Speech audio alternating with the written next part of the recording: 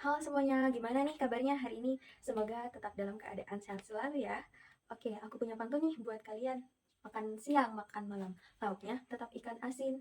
Izinkan saya mengucapkan salam untuk para penonton sekalian. Assalamualaikum warahmatullahi wabarakatuh. Oke, tujuan saya membuat video ini adalah untuk memenuhi salah satu tugas mata kuliah analisis laporan keuangan dengan dosen pengampu Bapak Syahrul Syarifudin, SEMM, yang mana di sini saya akan menjelaskan mengenai hasil analisis laporan keuangan terhadap perusahaan PT Holcim Indonesia Tbk. Tapi sebelum lanjut, perkenalkan terlebih dahulu ya. Perkenalkan, nama saya Ipa Ipaida dengan NIM 2021-06-119, kelas akuntansi 3A semester 6, Universitas Kuningan. Baik, agar kita mengetahui terkait perusahaan PT Polisem Indonesia Tbk, di sini ada profil perusahaan tersebut yang mana divisi poliester didirikan pada tahun 1978, diikuti oleh divisi kimia pada tahun 1989. Produksi poliester dimulai pada tahun 1980 dan pada tahun 1993 nilon dan glikol etilen mulai berjalan. Pada tahun 1998, pabrik SBR mulai beroperasi, diikuti oleh etoksilat pada tahun 1999. Pada tahun yang sama, yaitu 1999, perusahaan memperluas dan membangun pabrik poliester terbesar di Indonesia dengan kapasitas 300 ton per hari dan juga mulai menjalankan pabrik nilon kedua. Baik, selanjutnya ada misi dan visi perusahaan PT Polisem Indonesia Tbk. Misinya adalah menyediakan produk berkualitas dan pelayanan terbaik bagi pelanggan serta memberikan manfaat yang optimal bagi para stakeholder. Kemudian untuk visinya sendiri itu menjadi produsen dan partner yang terpercaya dalam industri oksid dan derivatif etilen oksida. Selanjutnya ini merupakan pembahasan inti yang nantinya akan kita bahas. Di sini terdapat berbagai macam alat analisis. Yang mana yang pertama itu ada analisis perbandingan, yang kedua ada analisis rasio, yang ketiga ada analisis common size, yang keempat ada analisis DuPont, yang kelima ada analisis cross section, yang keenam ada analisis time series, yang ketujuh ada analisis sumber dan penggunaan kas, yang kedelapan ada analisis sumber dan penggunaan modal, dan yang kesembilan ada analisis break even point. Baik, langsung saja ke analisis laporan keuangan yang pertama, yakni analisis perbandingan laporan posisi keuangan atau neraca.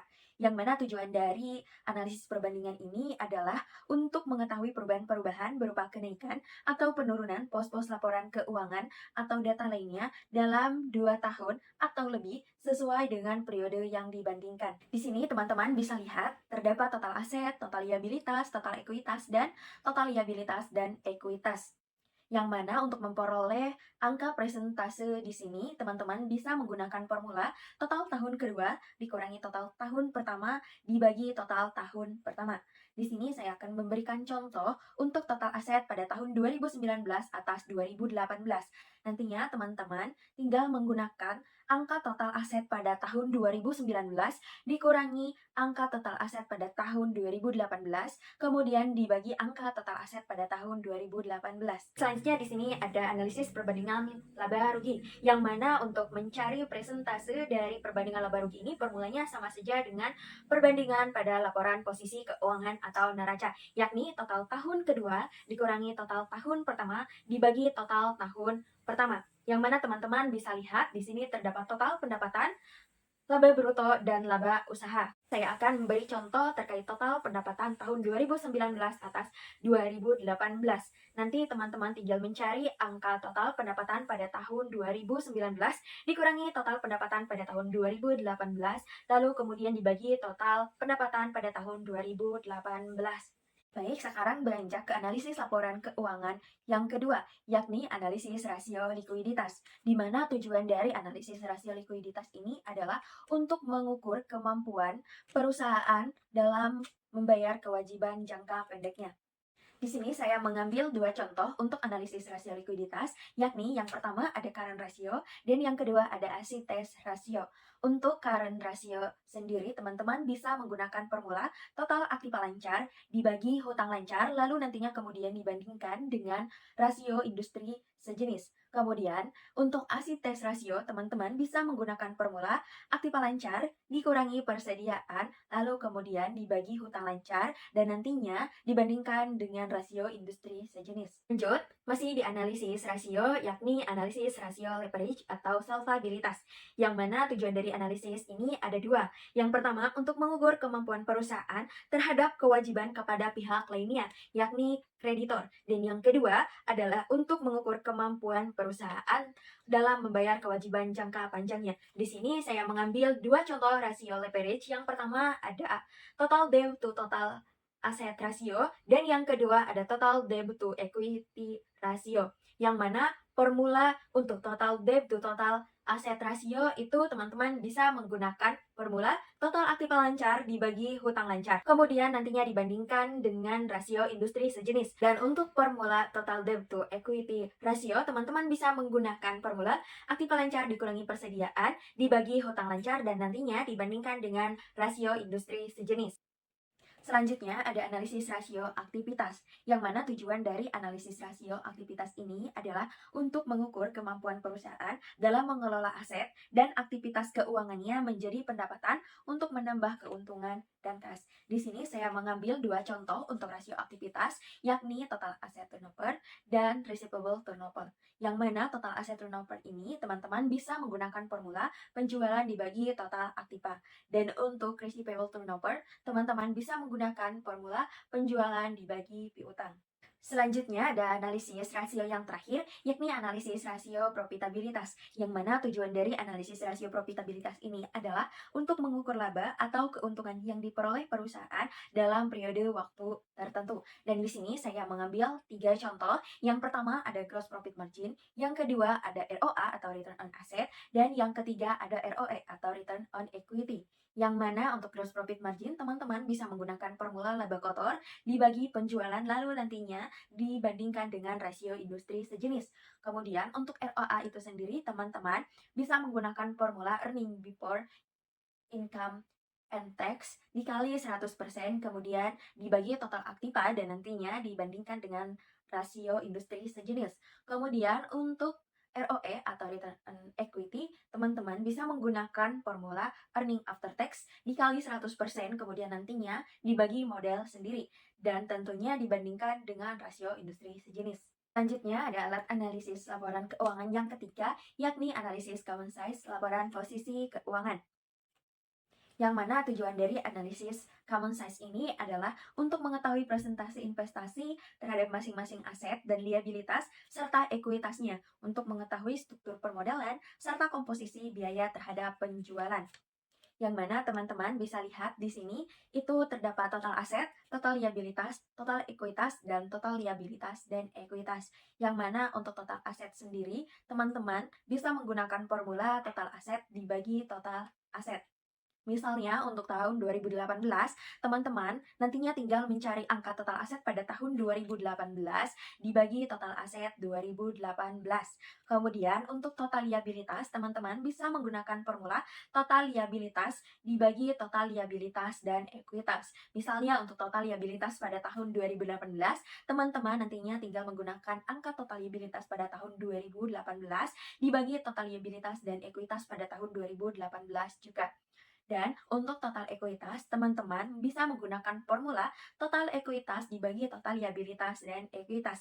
Misalnya untuk total ekuitas pada tahun 2018, teman-teman bisa menggunakan angka total ekuitas pada tahun 2018 dibagi total liabilitas dan ekuitas pada tahun 2018.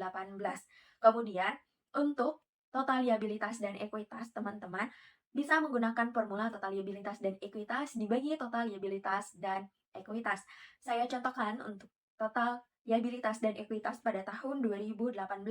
Teman-teman nantinya bisa menggunakan angka total liabilitas dan ekuitas pada tahun 2018 dibagi angka total liabilitas dan ekuitas pada tahun 2018. Baik, selanjutnya masih di analisis common size, namun ini untuk laporan laba rugi. Teman-teman bisa lihat di sini terdapat tabel tahun, total pendapatan, laba bruto, dan laba usaha.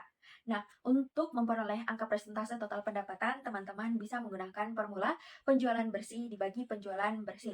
Saya contohkan untuk tahun 2018, teman-teman bisa menggunakan angka penjualan bersih pada tahun 2018 dibagi angka penjualan bersih pada tahun 2018. Dan untuk laba bruto, teman-teman bisa menggunakan menggunakan formula laba bersih tahun berjalan dibagi penjualan bersih. Misalnya, saya contohkan untuk tahun 2018, teman-teman bisa menggunakan angka laba bersih tahun 2018 dibagi penjualan bersih pada tahun 2018 juga. Dan untuk presentasi laba usaha, teman-teman bisa menggunakan formula laba kotor dibagi penjualan bersih. Saya contohkan untuk tahun 2018, teman-teman bisa menggunakan angka laba kotor pada tahun 2018 dibagi penjualan bersih pada tahun 2018. Dan untuk PT Polisem Indonesia Tbk ini sendiri, ternyata dari total pendapatan yang 100%, diantaranya pada tahun 2018 hanya 4% laba bruto dan laba usahanya 0%. Dan pada tahun 2019 dari total pendapatan 100% diperoleh laba brutonya hanya minus 8% dan untuk laba usahanya minus 13%. Dan pada tahun 2020 dari angka penjualan 100%, laba brutonya minus 12% dan untuk laba usahanya minus 23%. Sedangkan pada tahun 2021 dari angka penjualan 100%, untuk laba brutonya diperoleh 0% dan untuk laba usahanya hanya 1% saja. Dan pada tahun 2022 dari total pendapatan 100%, laba brutonya hanya minus 7% dan laba usahanya minus 19%. Berikutnya, analisis tren laporan posisi keuangan. Yang mana tujuan dari analisis tren ini adalah memberikan konteks historis, memungkinkan organisasi membuat keputusan berdasarkan pola dan perilaku masa lalu. Teman-teman di sini bisa lihat terdapat beberapa sub akun, yang mana tentunya analisisnya pada tahun 2018 sampai dengan 2022. Teman-teman bisa menggunakan formula untuk tahun dasarnya yakni 2018, teman-teman bisa menggunakan formula aset lancar 2018 dibagi aset lancar 2018 sehingga nantinya memperoleh presentase 100%. Sedangkan untuk tahun 2019 sampai dengan tahun 2022, teman-teman bisa menggunakan formula aset lancar pada tahun 2019 dibagi aset lancar pada tahun 2018. Begitupun pada tahun 2020, nantinya teman-teman bisa menggunakan formula aset lancar pada tahun 2020 dibagi aset lancar pada tahun 2018 dan seterusnya. Baik, selanjutnya masih di analisis random untuk laporan laba rugi. Seperti biasa, terdapat beberapa sub akun, dan untuk tahunnya dimulai pada tahun 2018 sampai 2022. Untuk formulanya masih sama seperti analisis tren pada laporan posisi keuangan atau neraca. Di sini saya akan mencontohkan untuk penjualan bersih pada tahun 2018. Teman-teman bisa menggunakan angka penjualan bersih pada tahun 2018 dibagi penjualan bersih pada tahun 2018 juga. Sedangkan untuk tahun 2019, teman-teman bisa menggunakan angka penjualan bersih pada tahun 2019 dibagi penjualan bersih pada tahun 2018 dan begitu pun untuk tahun-tahun berikutnya. Baik, untuk analisis berikutnya di sini terdapat analisis DuPont, yang mana tujuan dari analisis DuPont itu adalah untuk menjelaskan bagaimana kinerja keuangan perusahaan dan mengetahui faktor-faktor yang menyebabkan terjadinya peningkatan maupun penurunan kinerja perusahaan. Untuk formulanya, teman-teman bisa lihat sendiri dan bentuknya bisa seperti ini. Kemudian, formula tersebut bisa menghasilkan ROE atau Return on Equity sesuai dengan periode yang teman-teman analisis. Kalau di sini untuk PT Polisem Indonesia Tbk sendiri dari tahun 2018 sampai tahun 2022, dia memperoleh ROE untuk tahun 2018 mendapatkan ROE senilai 0,54 dan 2019 minus 14,19, 2020 ROE-nya minus 23,05, 2021 0,44 dan 2022 memperoleh ROE minus 18,34. Baik, untuk analisis berikutnya ada analisis cross-section, yang mana tujuan dari analisis cross-section ini adalah untuk melihat prestasi perusahaan relatif terhadap industri dan juga bermanfaat dalam kasus khusus, seperti untuk menentukan bonus bagi manajemen perusahaan. Untuk PT Polisem Indonesia Tbk sendiri, ternyata dia memperoleh rata-rata aritmetika untuk ROA-nya itu 7,16% dan rata-rata aritmetika untuk nilai bukunya itu senilai 969,58. Sedangkan rata-rata tertimbang dari 2018 sampai 2022 itu untuk ROA-nya 1,00 dan untuk nilai bukunya 1,00. Kemudian median untuk ROA-nya itu diperoleh 6,30% dan untuk median nilai bukunya itu diperoleh 29,52. Sedangkan untuk modusnya untuk ROA itu diperoleh 3,38%, sedangkan untuk nilai bukunya itu nihil. Baik, analisis berikutnya adalah analisis time series. Tujuan dari analisis time series ini adalah untuk membantu mengidentifikasi pola dan tren dalam data, yang mana nantinya akan menghasilkan return on asset atau ROA. Dan untuk PT Polisem Indonesia Tbk itu sendiri pada tahun 2018 memperoleh ROA 1,00%, sedangkan ROA industrinya itu hanya minus 0,50%. Dan pada tahun 2019 ROA-nya memperoleh 11,66%, sedangkan ROA industrinya hanya 1,43%. Pada tahun 2020 itu mengalami penurunan, yakni ROA-nya hanya sebesar minus 16,86%, sedangkan rasio industrinya itu tinggi, yakni senilai 7,90%. Dan pada tahun 2021, ROA-nya hanya 0,46%, sedangkan untuk ROA industrinya itu 18,05%. Dan pada tahun 2022 mengalami penurunan, yakni ROA-nya hanya sebesar minus 15,49%, sedangkan ROA industrinya itu minus 3,25%. Analisis berikutnya adalah analisis sumber dan penggunaan kas, yang mana tujuan dari analisis ini adalah untuk melihat aliran kas yang terjadi pada perusahaan selama periode waktu tertentu. Dan teman-teman bisa lihat untuk PT Polisem Indonesia Tbk sendiri itu pada tahun 2018 ke 2019 itu mengalami penurunan.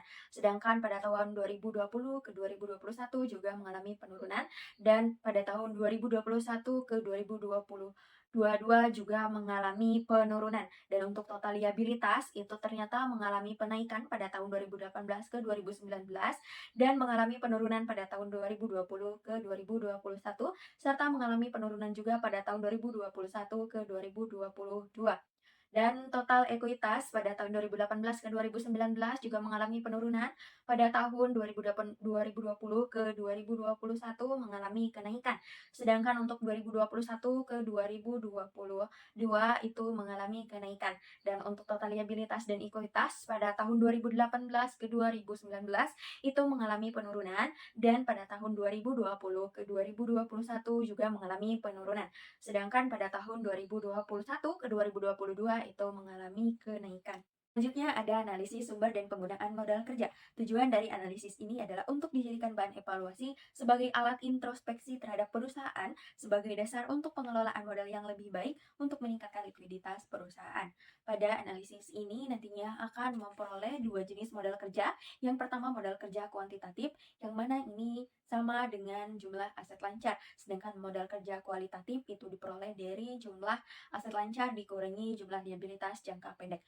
Untuk perusahaan PT Polisem Indonesia Tbk itu sendiri, modal kerja kuantitatif pada tahun 2018 sebesar 124.180.421 USD. Pada tahun 2019 sebesar 110.385.770 USD. 2020 sebesar 77.977.126 USD. 2021 sebesar 82.113.507 USD. 2022 sebesar 58.105.339 USD. Dan untuk modal kerja kualitatifnya pada tahun 2018 itu sebesar 97.716.939 USD. Pada tahun 2019 sebesar 76.413.791 USD. 2020 sebesar 55.611.164 USD. 2021 sebesar 58.358.661 USD. 2022 sebesar 36.710.084 USD. Selanjutnya, analisis yang terakhir adalah analisis break-even point. Tujuan dari analisis ini adalah untuk mengetahui tingkat aktivitas di mana pendapatan hasil penjualan sama dengan jumlah semua biaya variabel dan biaya tetapnya. Dan untuk formula dari break-even point sendiri, teman-teman bisa lihat seperti yang tersaji di sini. Dan mungkin perlu digarisbawahi, untuk BT itu adalah biaya tetap, untuk P merupakan harga per unit, untuk P itu biaya variabel, untuk L itu adalah laba pada tahun berjalan, dan untuk Q adalah jumlah unit produksi. Baik, penjelasan mengenai hasil analisis PT Polisem Indonesia (TBK) telah selesai.